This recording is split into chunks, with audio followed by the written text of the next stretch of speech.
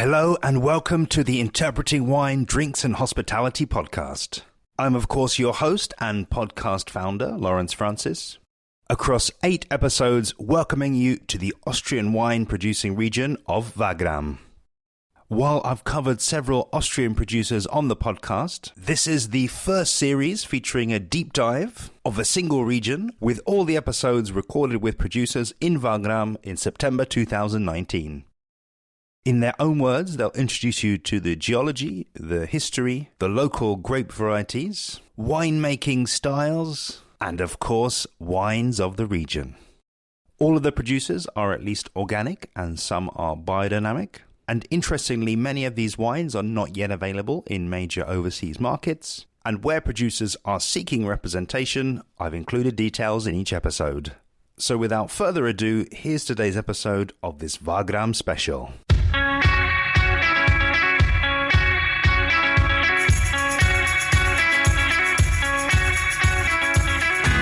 Today's episode of the Wagram special features Judith Mehofer of Weingut Mehofer Neudeggerhof. Another multi-generational family winemaking business that traces their roots back more than 3 centuries. Judith tells us the origin story of this family dynasty.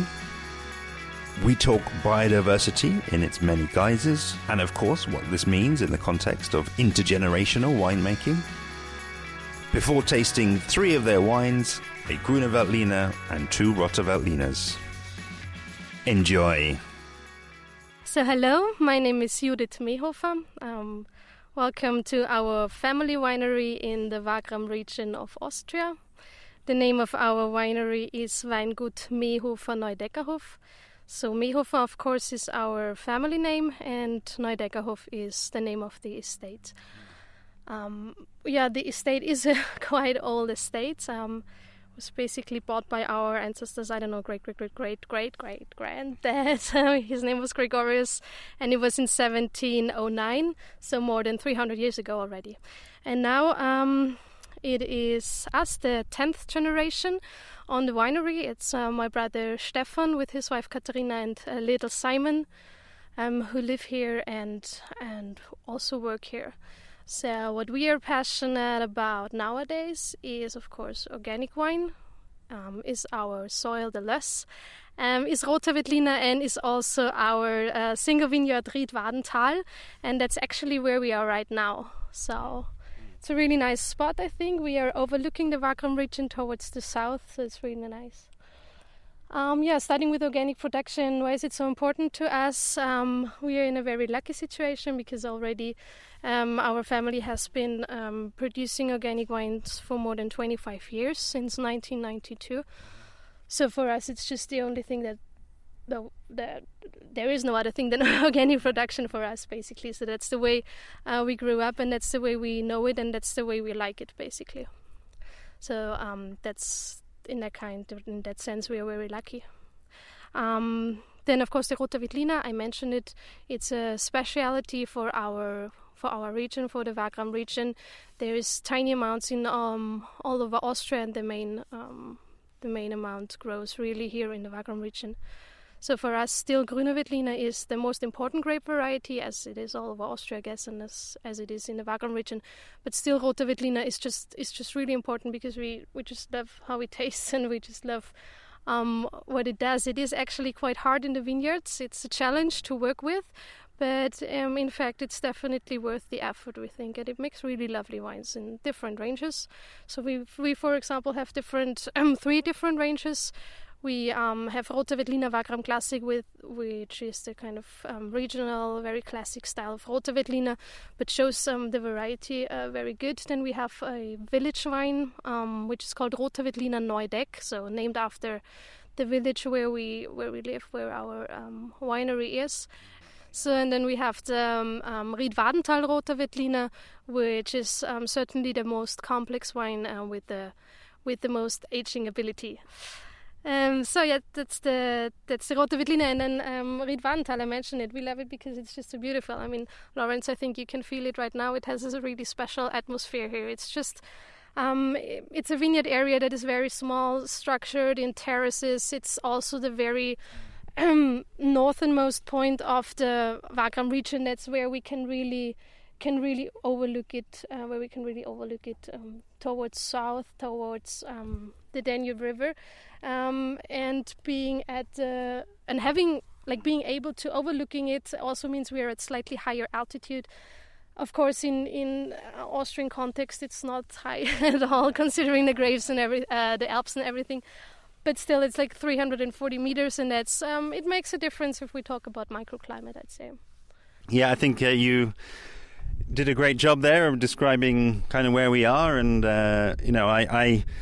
I'm going to just try to capture a bit of a sense of where we are, because we've just come off doing we kind of playfully call it the Camino de Mehofer, which is a kind of a marked route of around an hour, walking through different of the different vineyard sites, which I think be maybe great to get you to kind of fill the listeners in on a little bit. But we've just finished up at this amazing spot. We've got we're taking interpreting wine definitely on the road here and out into the field. And I think what's really interesting for me is, as you say, looking south back towards the Danube, is what I've heard a little bit about, which is that on the slopes here and on the loss really is where you have the vineyards, where you have the different varieties, and where you have a sort of almost like a terracing type structure that I'm seeing below. But then when you look further out and you get kind of beyond that into the sort of the flatter area, that's where people don't really plant vineyards anymore.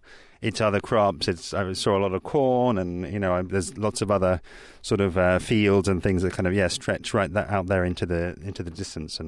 But this is a really great spot to record from. It's a real pleasure to kind of be up here. So I think we worked to get up here. So why don't we maybe just ask you to, I guess, a little bit talk to, I guess, some of those specific vineyards that we passed, because I thought you made some really interesting points around even just like the management of the grass and the way that you really encourage biodiversity, so that there is a lot more different animals and different insects and different types of plants that are in there among the vines, and it's not just a sort of a monoculture that you may be used to seeing in certain parts of the world. We made our way finishing in the Wadenthal, which actually is the ultimate spot for biodiversity, I'd say, because you not only have the vineyards, actually quite small structured vineyards, but you also have like land that is not cultivated at all, and also you have the forest. So that's why the Wadenthal really is the spot for biodiversity. But of course, in all our other vineyards, we also try to enhance biodiversity. Actually, we are now around 1 kilometer from our winery, and all our vineyards are within 2.5 kilometers away. So that's quite close. So we don't have very huge distances. In the vineyards we passed, we first went to the Gruner Veltliner, then we tasted some Zweigelt grapes. So we are very lucky that you are here during harvest time and that you can actually really taste the grapes on the vines. We also passed one of our very old Rote Veltliner vines, which date back about 40 to 50 years. And then we made our way through the rows of a Riesling, and then also through a gemischter Satz, which is the Austrian very typical field blend, let's say. Different varieties really growing next to each other. So what we do in the vineyards is we really try to enhance biodiversity while seeding every second row every second year.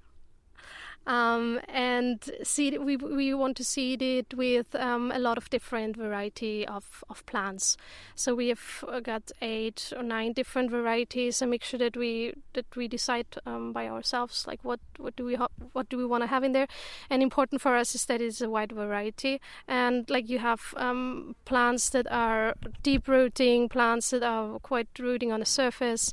You have plants rather blooming in spring, others rather blooming in autumn.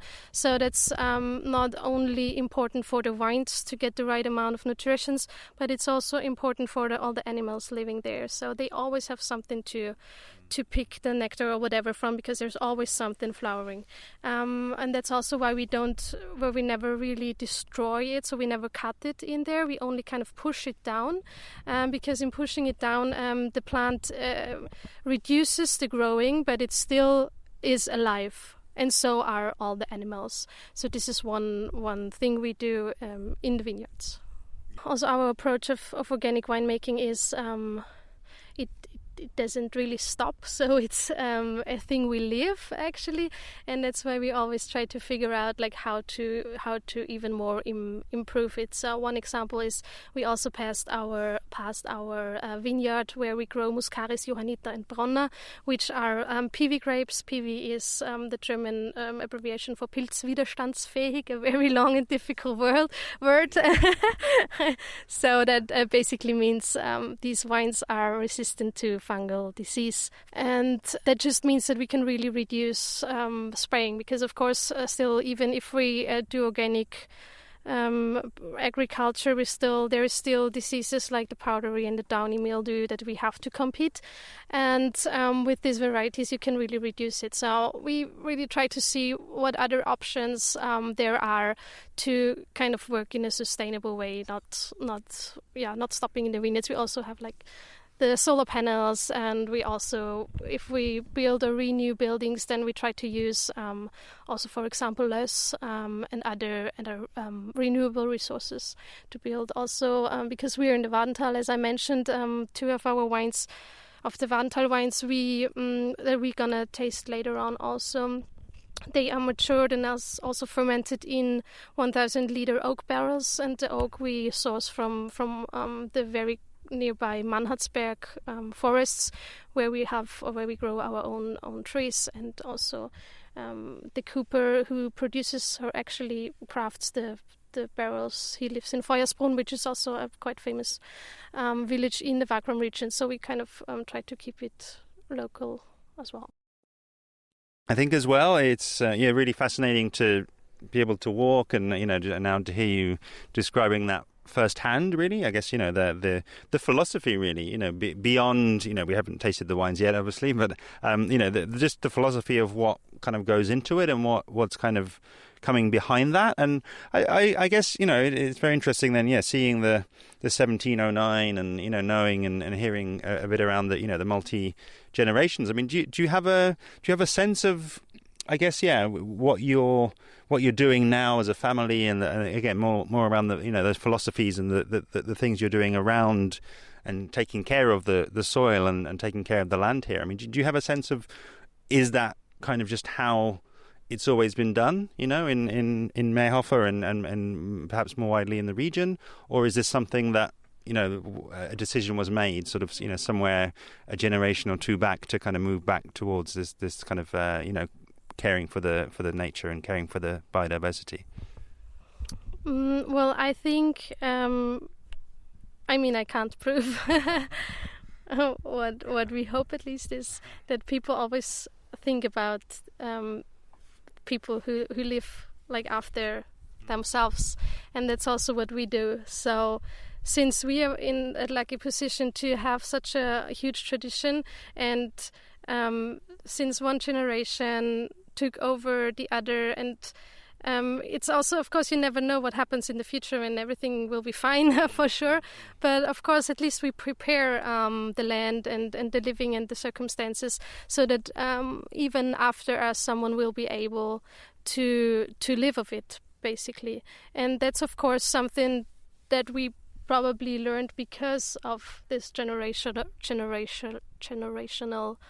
following kind of. I really think so. I mean, that's at least also what we work for, because it makes sense, right? You have something to be able to look after, to be able to kind of see a sense in what you do, because you will provide it for future generations, not only for our children and great grandchildren, whatever. But also for all the people living. And actually it's a really, really nice development, I think, because, of course, our parents already started to grow the land organically in 1992, but it was only a recent development that so many other companies started to do it as well, and so many. It's just really something that people discuss now and that people are searching for now, and that's just great.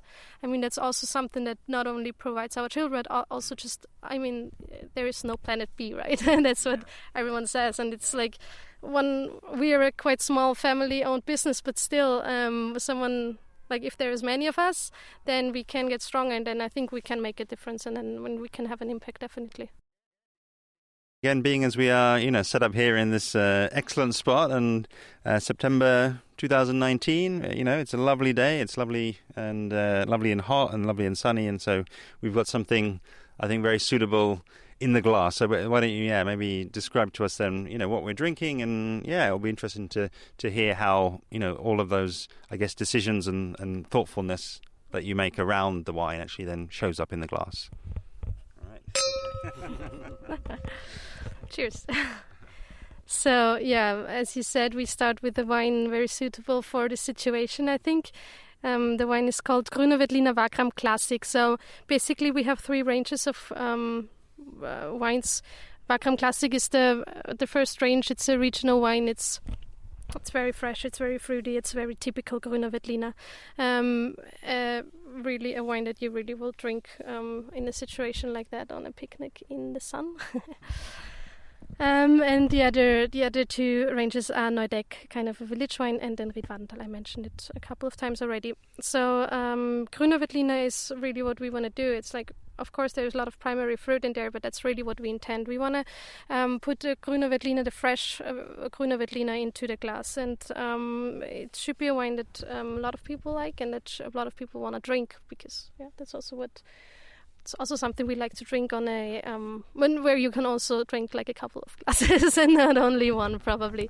So the idea behind the Wagram Klassik is really, and the Gruner Veltliner is to show a fresh fruit, but very typical for the grape variety, but then again for the region, for the Wagram region as well, because all of the Gruner Veltliner in there is grown on loess soils, and loess soil is really a soil that gives a nice aroma structure, that gives kind of a creaminess to the wine, so you are able to produce wines with quite a low amount of alcohol, but still very expressive. So a lot of aromas in there, and a lot of fruit in there.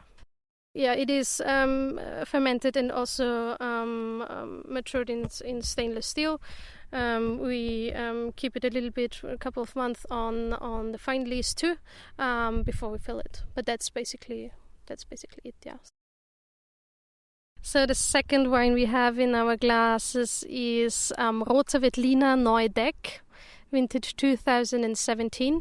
So Neudegg is the village where our winery is, where we live, and this is kind of our village wine. Therefore, the Neudegg range in general has just more time on the lees. It is only bottled a year, or this one was only bottled more than a year after harvest. So there was really enough time to develop and settle and everything. So it was also bottled unfiltered. It's still blank, but it's just more elegant, more straightforward, leaner, a little bit more complex version of the Wagram Klassik, and it's again, it's very light in alcohol, but it's just gives quite a lot of aromas, and very nice aromas, I think. So this is definitely one of my favorites actually at the moment, because it's just such a nice combination of very light style combined with really typical like this orange kind of even marzipan aromas of the Roter Veltliner. So now we've got Ried Wadenthal Roter Veltliner 2017 in the glass. And as I mentioned it's like the most complex and most like the wine that is possible to age longest. And what we try here is really being in that spot, seeing that biodiversity, that small parcels, and the amount of animals and plants, we really try to get that complexity or that diversity into the wine. So this is quite powerful Rote Veltliner. We do, of course, a selection in the vineyards. We talked about it earlier. With Rote Veltliner, you always anyways have to cut bunches half. So it's not exactly like the green harvest where you remove all or some of the bunches, but you really take a grape and cut it in half. So you really half of it just lands on the ground and stays there. So that's how you get Rote Veltliner grape and how you get Rote Veltliner to stay really healthy too, because Rote Veltliner has quite small berries with rather thin skins, and they are very tight bunches. Tight bunches. So if you don't cut them half, then they would kind of punch each other and they would, explode, or they would just harm each other, and then grapes would get unhealthy, and then you can't really get healthy ripe grapes. So that's what we do with all the Rote Veltliner anyways, but specifically with this one, it is also selected, and that's the grapes that stay out in the vineyards for a little longer. That's why you get more ripe aromas in there. And then once they are harvested, we put it into the 1,000 liter Austrian oak barrels I talked before already. And then they stay there for 1 to 2 years. So for 1 year, and after 1 year they get usually bottled, and then we still keep them for like a half year or another year, and then we release them usually 1.5 to 2 years after. And it's definitely, since it was in the large oak barrel, it's definitely, you can feel the influence, but it's not overwhelming, it's not overpowering at all, and it of course helps the wine to be matured a little longer, so you really can keep that wine this is 2017, you can drink it, but I would actually still prefer to leave it a couple of years and then open it again. So this is definitely also a wine you can compare with a lot of dishes, but I think a nice way to pair it is to pair it with traditional regional food also. So with some kind of dumplings, for example. Should not be too powerful because the wine is quite complex already, so it should not be too overpowering. But still, it can stand really regional, typical dishes. I say that's something I would do and I would try. Like Rammelknödel. We talked about the Grammel earlier on. What is it again?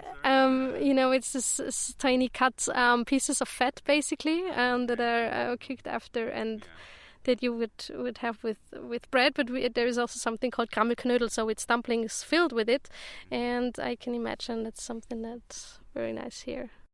You'll notice I didn't add too much because I think you did a fantastic job of describing those three. And I guess all I would really say, I think it's really, it feels like what you've spoken about there and what I've seen really here is kind of the tip of the iceberg, really, because it is quite noticeable. At the winery, when you gave me the list of all the wines, there's 2 pages, and it does go into other sort of products and brandies, and I know you've got sort of different fruit trees and peach trees and plums and different varieties and honey, and they're really, it feels like there is a lot here. There's kind of a lot of depth. So I think it's just a really interesting to get that kind of sample of I guess what a lot of people will kind of know of the region, but it's nice to, I think, also know that there is a lot of other depth beyond that as well. How I've been sort of, I guess, closing off is I just really love to ask you, I guess, to take us out into the markets a little bit from your perspective. Sitting as we are here, it's interesting, to try these wines, close and like on the estate where they're being bottled and where they're being made. But then what are they? How are they being enjoyed out there in the marketplace, and potentially what's like some of the feedback that you're getting from your clients and your customers out there. We've got about 25 hectares on the wines, so we're, I'd say, not the smallest winery, but also, of course, not very big. It's like just in the middle, I'd say, and it's very good for a it's a very nice amount for a family business. And that's how we plan to work further on. So there's no intention to change that size at all. 25% at the moment is roughly 25% is exports. The main markets are Denmark and the Netherlands. We also sell to Poland, a little bit to Japan, to the US, and also to the UK. Export markets are certainly growing, I'd say. But still, in our winery, it's like the main market is still Austria, and within Austria, we are quite well distributed, I think, especially since we are known for very long period of organic production. There's a lot of specified organic hotels. There's specifically organic smaller shops, stuff like that, who really appreciate what we do, who we really have a good relationship with, and that's really a nice thing to work, a nice method to work, because for us it's really a very important thing that people we work with understand what we do, and that they share the same philosophy. And we are very happy that we have a lot of clients who think alike and who appreciate what we do, and same around, we really appreciate what they do. And I think that's the combination and the perfect situation, because then even together you're even stronger, and then you can even change and improve and more, and have a greater impact even. Yeah, we really want to share our passion, of course, and with Lawrence we did our little Camino de Mehofer. Now, how did you call it? So, and we really installed it to invite people to also do it, because it's like walking from one vineyard to the other. We have little signs telling you about the varieties and stuff like that. So we are happy to share and show what we do and how we live. And yeah, that's also an invitation if you're around, and if you also want to enjoy the nice view or taste some grapes, or taste some wines, then we are also happy to receive guests, of course.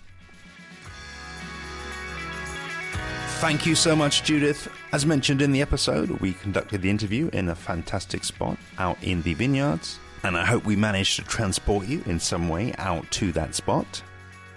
Do see below for the website, social media handle and email address for Weingut Mehofer Neudeggerhof. I would also like to add a huge personal thank you to Judith at this time for your energy in making the series come about, your organizational skills, and making the 3 days I spent down in the region flow by very smoothly. This series genuinely wouldn't have happened without you. If you're listening and you would like to share this series with a friend, do direct them to interpretingwine.com/Wagram, that's Wagram, which will send them directly to a playlist containing all the episodes. And next time in the Wagram special, in episode 338, we head to good Oberstockstall. See you then.